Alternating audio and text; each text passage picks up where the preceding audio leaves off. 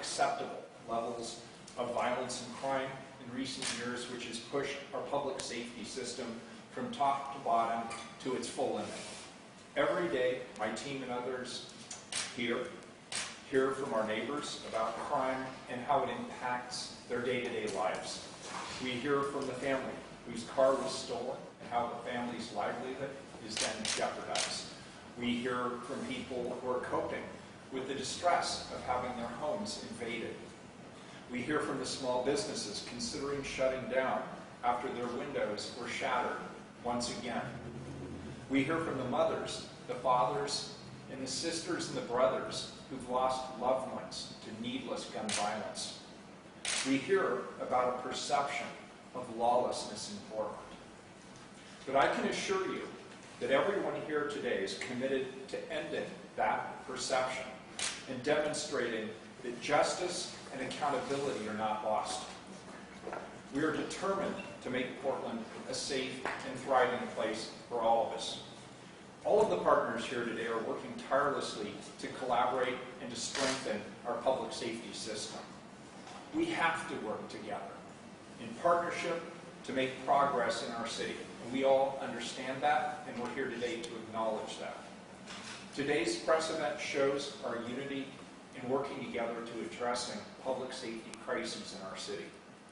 I appreciate District Attorney Schmidt's update, and I echo his sentiments that it's imperative that we invest in more prosecutors to ensure that those who are arrested receive fair and just sentences. We must work to get more criminals off the streets and then work to keep them off the streets. BPB and I are proud to provide funding to help add the additional MCDA access attorney in Rockwood that DA Schmidt mentioned in his remarks. I also strongly support participation by the DA's office in police roll calls. These real-time conversations, along with the DA's newsletter, will further enhance our police officers' ability to be in lockstep with our prosecutors. Again, we have to work together, we must collaborate, and these are steps that we're taking to move in that direction. On our end, Chief Lavelle and I are working diligently to restaff the Portland Police Bureau, and that work is yielding strong results. By the end of the year, the Portland Police Bureau will see triple-digit hiring numbers for both sworn and non-sworn Bureau staff. This is the first time in years that we have more recruits joining the Police Bureau than leaving. This is a huge testament to your work, Chief Lavelle. We're going to keep this momentum moving forward, and you will have my complete support in those efforts. We're continuing to work with our government partners to support efforts to clear a backlog of state training academies so that these new officers can get to work and get to work as soon as possible. My team is also in frequent contact with partners at the county to collaborate on solutions to a wide range of public safety issues. After some particularly difficult years, we stand at the precipice of a new chapter in Portland's history. The coming new year brings opportunity for greater collaboration and stronger partnership in many important ways. I can think of nothing more important than collaboration and partnership when we're talking about the safety of the people who live in our communities. The responsibility of seeking justice and keeping us all safe is not taken lightly by any of us here. I applaud the collaboration amongst our law enforcement partners, and I deeply appreciate the commitment that I see here.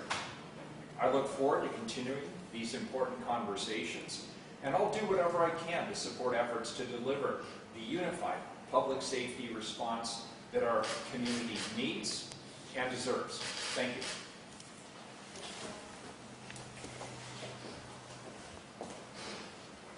I'll join the chorus today of showing appreciation and thanking all of you for being here this afternoon. Greatly, greatly appreciated. This is a very important topic that we're dealing with because many times we hear things like shooting in Gresham leaves behind 2 injured. Police looking for armed robbery suspect in Gresham. Shooting reported at Gresham Hotel. These headlines that come out of Gresham are not always heartwarming or encouraging. They exemplify the challenges we face as a city. Budget constraints, staffing shortages, and surging crime. Challenges not unlike my colleagues have shared here today. However, I believe these headlines are only part of the picture. What these headlines miss is the rich diversity and vibrant community that also exists in Gresham. Headlines fail to capture the good work that goes on behind the scenes, the successes, and the progress that is being made towards creating a safe and thriving city. That is why I am grateful. Grateful for the opportunity to stand amongst my colleagues, speak about the good work that is being done. Back in August of 2021, we had the privilege of hiring Chief Travis Goldberg. He came in to lead our police department, to really begin to have a positive impact on our city. We've had the opportunity to work and build deeper relationships with the support of our Gresham Police Officers Association. In the past year, Gresham has launched its Safe Gresham initiative, created the city's first strategic plan in over a decade, and developed a financial roadmap to achieve these goals. Our council is making historic investments, including lobbying the state for youth violence prevention creation and allocating $5.2 million of our ARPA funds specifically to public safety. Though this work has been a tremendous effort, at the root of this progress is the collaboration. The collaboration we're talking about here today. There has been more collaboration across our organization than ever before between our community-based organizations, and equally important, the collaboration between all of the partners you see behind me today. Although the relationships between Gresham, the Multnomah County District Attorney, the Portland Police Bureau, the Multnomah County Sheriff's Office are not new, the importance of our partnerships and collective work cannot be overlooked. It is through these relationships that information is shared, ideas are forged, and solutions to our common struggles are identified. While we may sometimes approach our work differently, we all share a common goal for the safety and well-being of our communities. I am absolutely proud of the accomplishments that we have made in Gresham, in our region, and I am thoroughly encouraged by the work being done by our partners across the entire county. I am certain, absolutely certain, that through our unwavering commitment to public safety and our steadfast collaboration with each other, we will see a much, much brighter story in the year to come. Thank you very much.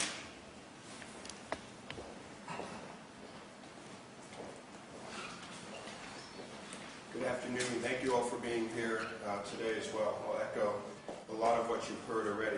I do want to thank District Attorney Schmidt for putting together this news conference. And I also want to thank Mayor Wheeler and Mayor Stovall for their comments as well. The violent incidents that occurred over the past several days are deeply concerning and painful to our community. My heart goes out to the victims' loved ones. I also know our homicide detectives, our criminalists, and the officers that respond to these scenes have been impacted. On Monday, there was a shooting incident near a local high school as well. I know there are many questions about what we can do to quell this violence. Our enhanced community safety team continues to investigate this, and we're working with all of our partners on this issue. We know the community feels this trauma, and I want to reassure everyone that we're doing our best.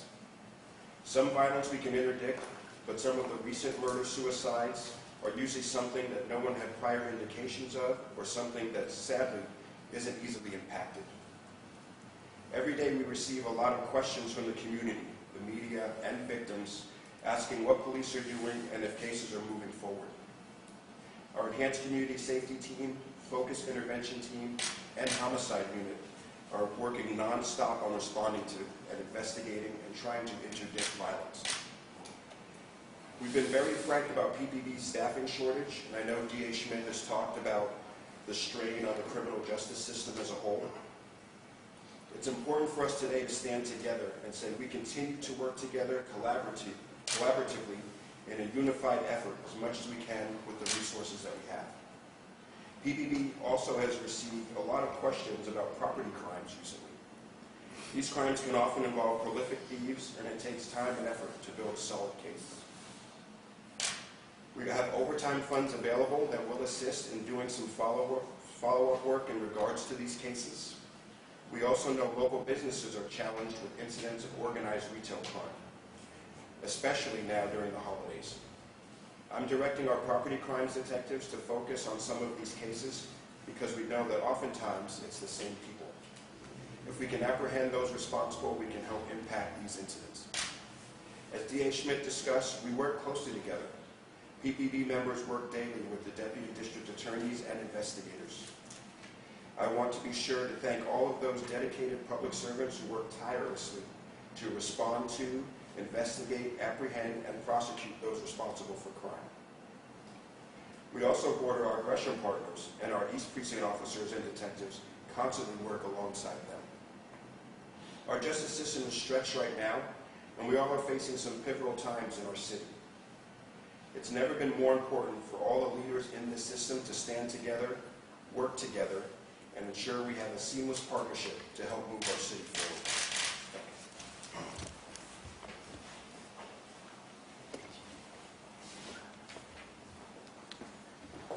Good afternoon, Gresham Police Chief Travis Goldberg, and I again want to echo the thanks for you all being here today and sharing this moment with us. And I'm thankful for the opportunity for Gresham and East County to have a voice at this table.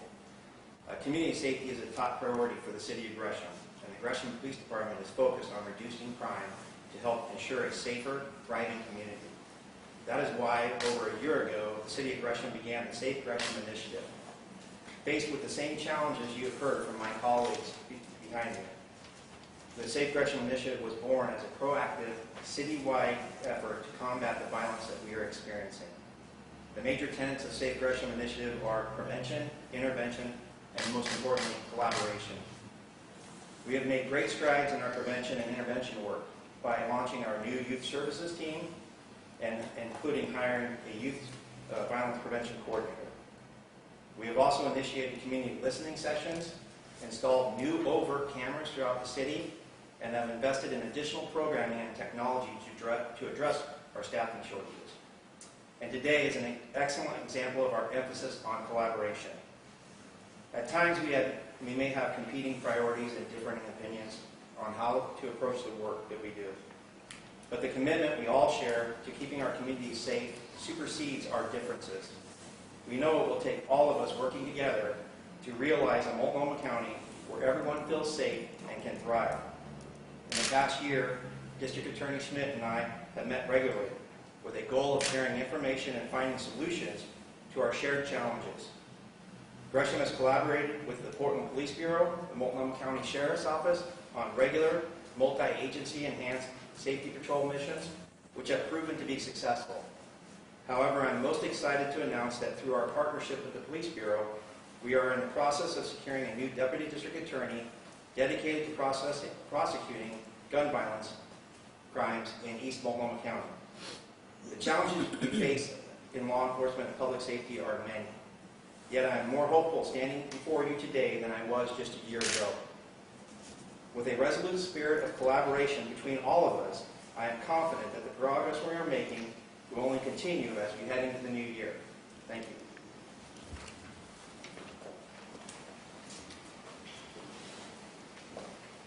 Thank you. I'm appreciative of the opportunity to stand before you as a representative of the brave men and women who stand the gap every day. The reason we're all here today is for you. It's for our community. Community safety, both the sense of safety and the protection of our citizens, requires trust that our system works. The criminal justice system is complex. The mandate, though, is not, and often we overcomplicate things. It will take all partners working towards the same goals and in full support of each other to begin to restore the relationships needed to address crime and violence. The people who do the work on the ground, the call takers, the dispatchers, the officers, PS3s, the detectives, the criminalists, parole officers, deputies, and deputy district attorneys, to name a few, have persevered through remarkably challenging times. They are resilient, they're hardworking, and they need clarity, stamina, and temperance from our leadership as we work to do our job. That job is simple: help crime victims and make our city safer to prevent new crime victims from being harmed. Today is the first step in providing that clarity and acknowledging that the only path forward is together. As a representative of the best public safety professionals in the country, I recognize that the call is clear. We must state clearly how we want our public servants to serve. We must give them the tools, the funding, and the support to do that work. And we must never allow the bright line between our societal accord and disorder to blur. So conclusively, why are we here? What is our responsibility? Our responsibility is to provide safety for our citizens and closure and justice to those who have been harmed. We all play a role, and as we stand here together today, we commit that we will not be deterred by those who wish to distract us from our focus. Thank you. Thank you to our speakers. We'll now accommodate 10 to 15 minutes of questions, which you may direct at any one of the 6 speakers. Go ahead. Yeah, Blair from KGW. I guess this could be for the DA. You all speak of working together and creating safety for citizens. There are people, as you know, on the street openly doing drugs, shoplifting every day, and they're not concerned at all with being approached by law enforcement or getting into trouble. What will it take to change that narrative, and is it too late? Has it gone too far? No, it is not too late. To change that narrative, this is what we're doing right here in front of you now, is we're talking about collaboration, how we're going to maximize our resources to interdict that type of behavior. So we can walk and chew gum at the same time, right? We are obviously working on a lot of violent crimes and a surge in our community and violence that we haven't seen before. But that doesn't mean that the small stuff can slide.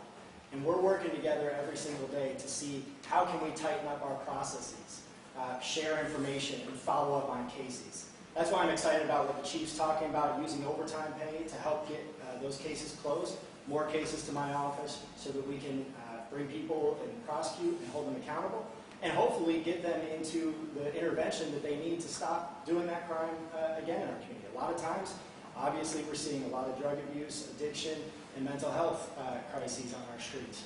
We need the resources also there so that we have places to put people so that we can help stop and prevent future crime from happening. Eric Mogg, KT News. Are there any new initiatives that you are announcing here with this press event?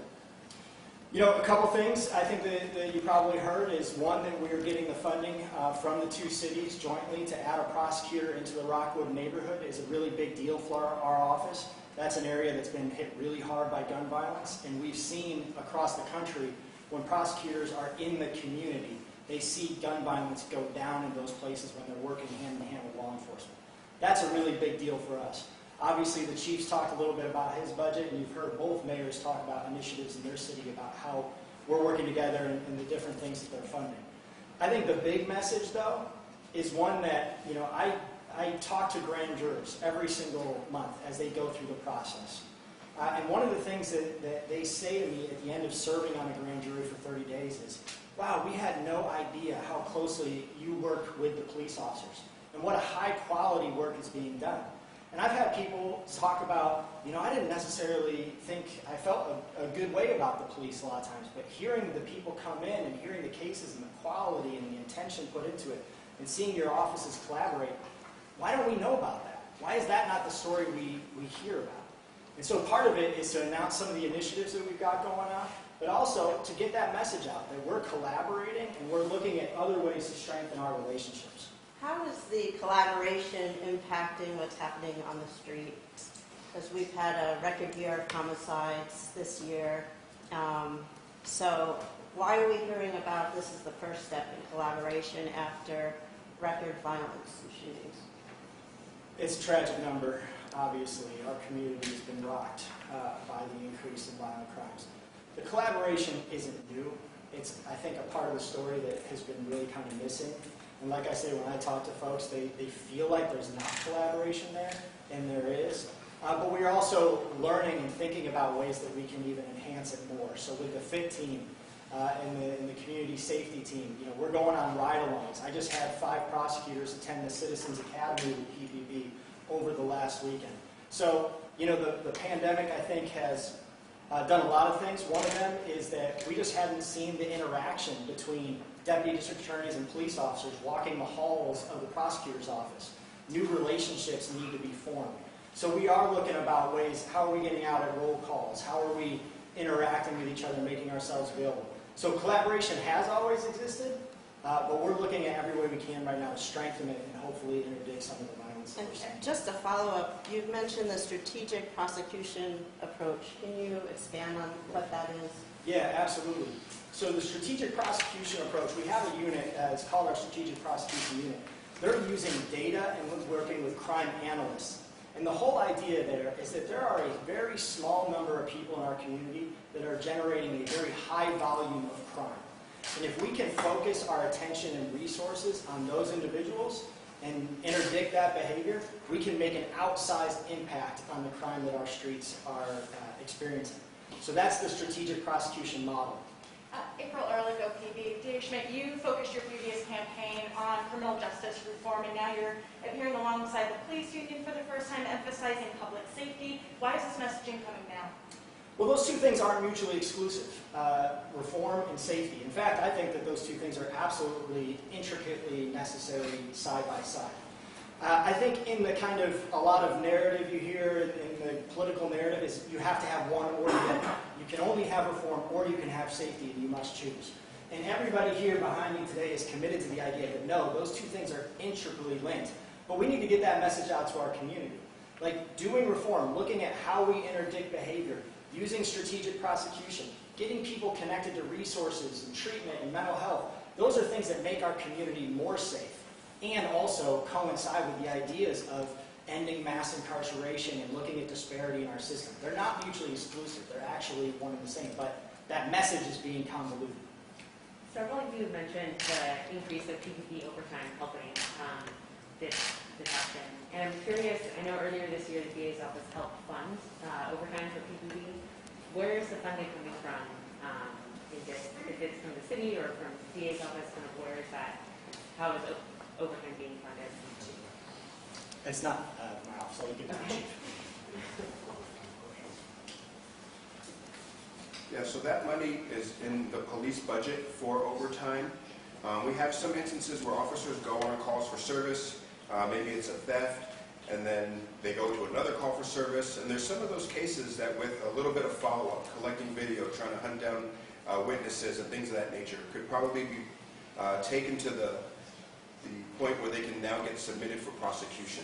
So we want to start using that money to focus on some of this organized retail crime and even some other crimes that officers with a little bit of follow-up can really bring to the next level and hopefully hold some people accountable. And that's the focus. So the overtime budget is already included in the city's budget? Yes, it's in the police bureau's budget. Okay. It's not additional. Great, thanks. I have a question for Dave as well. So I apologize for bringing up a specific case because I know it can be difficult on the spot, but I feel like at least we'll make this conversation somewhat tangible, considering we're talking about collaboration. So Joseph Ibrahim is somebody who has been in the news recently. I was in court with him last Friday, but just to bring you up to speed, he assaulted a woman, hit her behind the head, knocked her to the ground at 9 in the morning while she was walking home from the Max. All of that's caught on camera. There's video of it. And then he was immediately released, at his arraignment. And then days later, he ends up doing like home invasion, bashing a family's window in while they're all sitting in their living room or having dinner. So with that, bail's only set at $250. He was released in that first case, already acting out like days later. These victims told me that they don't feel like their case is being taken seriously, and they are concerned for their safety. This woman was basically said that she felt like her life was over. So what do you have to say to those victims who are getting impacted back to back? Yeah. Well, first of all, it's not acceptable for members of our community to be put in that position of fear of just eating dinner and then fear that somebody's going to come to your house. I think those are the types of cases that we want to work on. It's a complex system, the criminal justice system. You have courts, you have laws, bail laws, things of that nature. So we operate within the system that we have. But when I talk about strategic prosecution, that's the type of a unit that looks at individual people who commit crimes over and over again. And sometimes, and I'm not commenting on that case specifically, but sometimes it means we need to connect people with mental health resources. That's where our big disconnect is. Sometimes addiction, sometimes it's incarceration, sometimes it's jail, and sometimes a combination of all those things. So I think, it's a complex system. We take all those cases incredibly seriously. I'm a family man, I live in this community, that's not acceptable. So we want to make sure that we're doing what we can, but we operate within the constraints of the system we have, but we take those cases extremely seriously. It just seems a little bit strange because she's assaulted, right? And you say you take it seriously, but then he gets released. You say you want to get that person mental health help. However, that person didn't get mental health help. They just got dropped off on the street, maybe at, park nearby, what have you, and ends up hurting a family just 3 blocks away from where the initial victim lives. So it's all happening, really in proximity to each other. So that's just something that it just doesn't seem like it fully makes sense that you feel like you're taking it really seriously. Yeah, again, complex system, different agencies have different roles and different tasks. But that's why we're all here working together, because I think that's exactly what we want to address and make sure that people, to the best of our ability, aren't falling through those cracks. Can I ask a question for the chief and the mayor regarding what's being done to safeguard kids at school in the wake of the shooting outside Cleveland and 2 prior shootings at Jeff? I want to speak generally to that, and I want to bring the chief up. First of all, there are discussions taking place between PPD and the school districts, and we are working with the school districts on a solution. You'll recall that we have the school resource officers, and interestingly enough, Chief Lavelle served for many years as a school resource officer. In 2000, we were asked by the school districts, or some of the school districts, to pull those officers back. At the time, I thought that would be a mistake. Those school districts are reevaluating their own public safety needs, and they are working with the Portland Police Bureau. We'll collaborate however the school districts will have us collaborate to address criminality in the schools. If there's one place in this community that people should feel safe above all else, it's the kids in our schools, and they clearly don't, and they're clearly exposed to criminal violence, and we have an obligation to work together to do something about it. So do you see officers going back to the schools? I'll let the chief address that because he's been in the day-to-day negotiations, but I can say that there will be a closer collaboration between the Portland Police Bureau and the school districts. That would certainly be my preference, but I'll let the guy who's sitting at the table have his say. Well, as you know, and many of you know, I was a school resource officer for several years. And we've had 2 schools that have experienced shooting incidents this school year. It's very near and dear to my heart to keep our kids safe in the school setting. I have had some discussions with PPS around what we could do to keep children safe in the short term. But there are also probably longer term conversations that we've just started around what a return to schools might look like. It's very early in those discussions, but in response to the shooting incident we had at Jefferson, we did give them additional resources, officer resources to be in the area and help keep kids safe there. The most recent incident, I reached out to PPS directly after that incident. I reached out to the principal yesterday. So definitely we are very mindful of the need to keep our kids safe in the school setting. And we're excited to have any discussions that might potentially lead to a return of officers in schools. Are there currently any officers in schools right now? I think I saw somewhere that they're going to be in Jefferson temporarily. We had an officer who's spending time at Jefferson in between the Thanksgiving break and Christmas break, just to be responsive to some security needs that they had there. But that's not essentially a return of that program. That's something that'll require some discussion and figuring out what that would look like to make sure everyone is, one, safe, but also comfortable with how that looks upon a possible return. But we have been, with the resources we have, really responsive to the school district, I feel, because it's important to me to keep the children safe as it is to the mayor and others here. Does the Bureau have the staffing to return to put school officers back into the high schools? You know, today our staffing is challenged, as you know. It's one of those things that's you have to find a way. I couldn't stand up here and say, hey, we can't keep our kids safe because we don't have this or that. I mean, there's a lot of things in this role you have to respond to that you may not have a way to do it right now today, but you figure out how you can partner with others, how you can work around certain challenges and do what needs to be done because it's too important to have it go on. And question for you and for DA Schmidt, because we hear sometimes from the DA's office that fewer cases are being referred by police officers to the DA, and then sometimes we hear from PPV that hey, we're doing the arrests, we're making this happen, but then they're being let out, they're not prosecuted. Are there tensions there between how that's working, or how are you able to resolve some of those issues between the DA's office and Portland Police? Yeah, and from our standpoint, the decision on what gets prosecuted has always been the DA's office decision.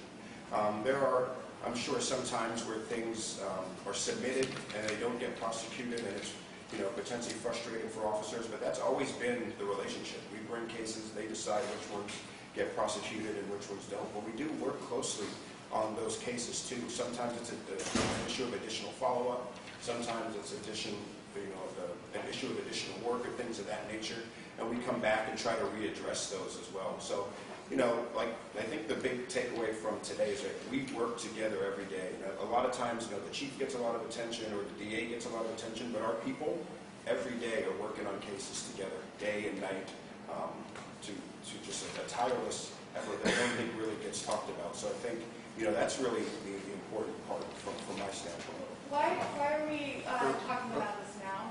Was there an incident, or why are you reassuring everybody that the agencies are working together? Why now? Yeah, I think for me it's important to just send that message. I think that message is lost sometimes, especially during the pandemic. There's been very few instances where you've seen all of the metro or the county area law enforcement together, standing at a podium, talking about crime. I can think of maybe 1 or 2 times at City Hall it's happened in the last 2.5 years. But I think absent that reminder, sometimes people feel like, well, no one's working together, no one's doing anything about this issue or that issue. And we're here today to tell you that we are working together and we're doing a lot of things that we're hoping are going to lead to more safety in the community. So I have a question slightly different than theirs. I don't know if you have the numbers, but do you know where you are, like how many people are in training? Because the mayor did mention that you had some significant amount of hires for PPV. Yeah, we're doing really well on the hiring front. I don't know how many are in training per se, but it's a large number. We're going to hire another 14 people this week. Okay. And we're going to recognize some folks that we had hired last month as well. And we're bringing on some, not only sworn personnel, but some of our non-sworn professional staff as well. So we're probably, I think, this hiring we're going to do this week will push us up over 800 for the first time in a long time too, which is an important milestone. And now the challenge is really getting people into academies and getting them to where they can get out, hit the streets, and start their field training. Another thing is, I know that beat work is oftentimes the best work, and I know that the mayor's helped you focus on a graffiti team, right? And is that something that you guys are going to focus on in creating beats for officers, so that way they can do that more of that community policing that you guys want to talk about? Yeah, potentially. We look to really respond to things that are happening in the community. So whether it's stolen cars, organized retail crime, there's some good coverage about some of the missions we've been doing out at East Precinct. We've been doing missions even downtown at Pioneer Square on organized retail crime. We've responded to different things that have come up, places selling illegal narcotics and things of that nature. So we try to be responsive when things come up. Sometimes it's walking beats, sometimes it's missions. Whatever it is, our staffing really keeps us from being able to have a concerted long-term effort. Yeah. So I think as our staffing grows and we continue to have success in hiring and get people out on the street, we'll look to do more of that. Community policing is near and dear to my heart. I wish we had, the ability to have walking beats and all sorts of different things in the communities and neighborhoods, and being really connected to neighborhoods in a way that we probably haven't been in several years because of either the pandemic or the fact that we're really just so busy and challenged now. I have a quick question for the mayor. How will this collaboration impact your plans to tackle homelessness? What is it that you need from law enforcement, the criminal justice system to do that plan? The plan that we're focused on right now, 5 resolutions, the key intersect with the criminal justice system is actually the program that DA Schmidt, over there behind the column, is working with us on around encouraging people to seek treatment. We're trying not to create a punitive model. We're trying to create as many on-roads as possible to interventions around substance abuse, around mental health, and other kinds of social services. And the way we conceive of it now, and there's a lot of details that have yet to be developed, obviously, but the idea is to give people the opportunity to have warrants expunged or other low-level criminal activity removed so that they can seek housing and employment. Both of those are, of course, also addressed in those 5 resolutions in exchange for participating in various programs that will help them get off the streets and stay off the streets. So in exchange for agreeing to seek a treatment program or a meeting with a caseworker or potentially some other kind of intervention that will help a specific individual address their specific needs, we would be interested in working with them to reduce the criminal justice overlay that might pull them back from an employment opportunity or a housing opportunity. That's really the main collaborative piece of those specific initiatives. When it comes to getting the more than 5,000 people off the streets and actually into those 6 sites someday when that happens, will you be calling on law enforcement for help in that piece? We're prepared to enforce the ordinance, and of course the objective ultimately is that citywide we will enforce a directive against self-directed, self-sided camping within the city of Portland. But we're doing what people have told us through our outreach workers that they want to see us do, which is for many people, they want to have an outdoor solution. They don't want to go into one of our congregate shelters or other alternatives.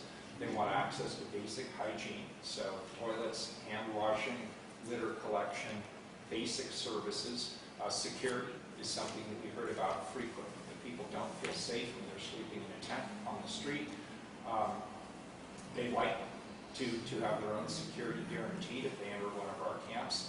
And of course, the bigger vision is to connect them ultimately with interventive services, with mental health, with substance abuse, and other kinds of services.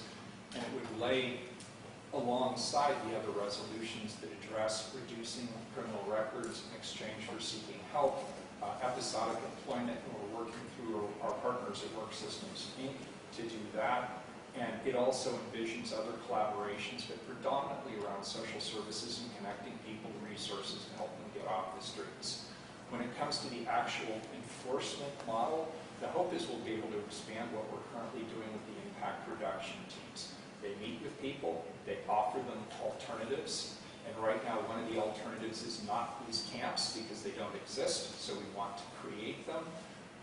And we'd like to reflect the interests of people who've expressed that if we did offer these kind of larger scale encampments with access to this variety of services, 65% said they would be willing to use it. For the rest, they will have to make other choices. Either use other services that are already in existence in the system, whether it's congregate shelter, safe rest villages, alternative campsites, or they will have to go their way. Because it's a press conference, and I like to say things that are slightly controversial to give you all something to talk about, I will say this. I don't believe you can have recovery without accountability. I believe accountability is ultimately compassionate if it means you are directing people to services that they would otherwise not have access to that will help them recover themselves, their lives, and connect to other options in life. We can accommodate one more question. I haven't heard from William. Yeah, sure. I mean, you guys talk a lot about like getting the stories out there, and I'm curious if the Bureau is going to invest in reducing the backlog of public records requests.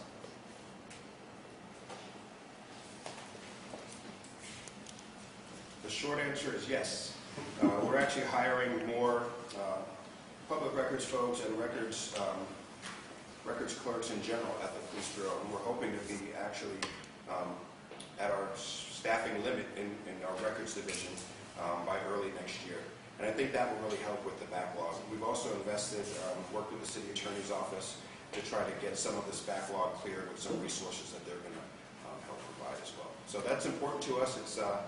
It's not just having the people, but there's also a training piece too. We have to get people trained in order to be able to do the redactions and some of the stuff that has to be done. Can we just really quickly address, because a lot of people we talk to big say there's this reputation that people can get away as long as it's not that serious of a crime, like vandalism, shoplifting, that no one's going to be accountable for that.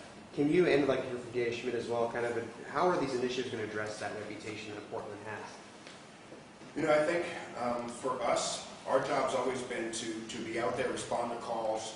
If people are there to be apprehended, we'll apprehend them, we'll write reports, we'll submit them to the DA's Office of Prosecution, we'll take people to jail when that's the appropriate response. We'll do investigations to find out who was the perpetrator of these crimes. So our role has always been that front end, trying to find people, hold them accountable with the appropriate systems. And then, what happens after that is really not in our control. Our job is to really focus on doing our piece of the puzzle as well as possible with our partners. I don't know if DA wants to add anything. I'll just finish on that, which is, once the chief does his work and the officers on the street do their work, they gather the evidence, they get it to our office, and we prosecute those cases. When we have the evidence we need to move forward, and we're moving forward on the cases. We've talked about some of the challenges. Obviously, cases being dismissed for lack of defense attorneys is a big challenge that we face today, and that has slowed down some of our ability to hold people accountable on some of those types of cases, misdemeanors and property crime felonies. But we are still ready and able to bring those cases when we have the evidence there. Adjourned. Thank you.